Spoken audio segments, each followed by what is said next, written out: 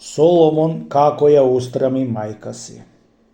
Чита Александар Станојков. Соломон паднал со мајка си во разговор за мажите и жените.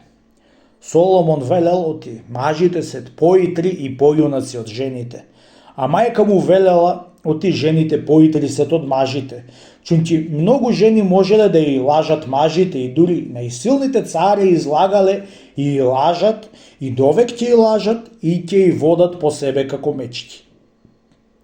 Соломон многу докажувачки му докажувал на мајка си оти жените повеќе се лажат и се предаваат во сите лоши работи.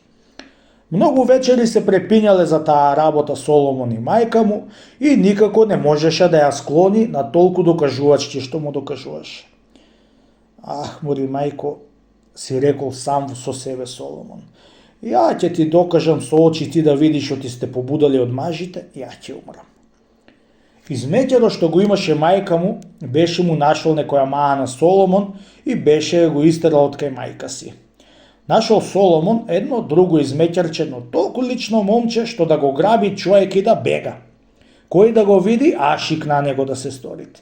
И ја го даде на мајка си да му служи во одајата. Момчето беше го научил Соломон како да ја направи на мајка му од Соломона.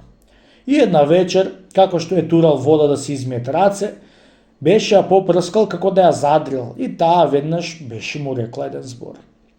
Излегол надвор и му кажал на Соломона како му рекла нему. Му изел Соломона лиштата од измеќаро и се преоблекол во нив, таму пошел на постелата. Ами што се забави бре слуга? Му рекла без да го познае отиот Соломон сине. Од кога те чекам? Мори мајко, ако се забавив, му рекол Соломон, туку лели ќе видам и троштињето женски.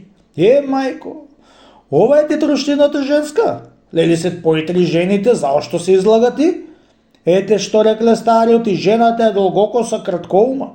Да еве ти троштината твоја, мајко, и да ми простиш што те искусив за довде, туку јас сакав ти за од сега вамо се што да речам да ме веруваш, оти од мене помудар не ќе има, што да можи за се да пресапи.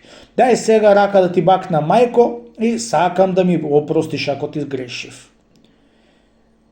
Одвај тогај дури беше дошло душа, кога рекол да ја бакни рака. Од тој саат веќе беше се признала за најнезнаена пред Соломона.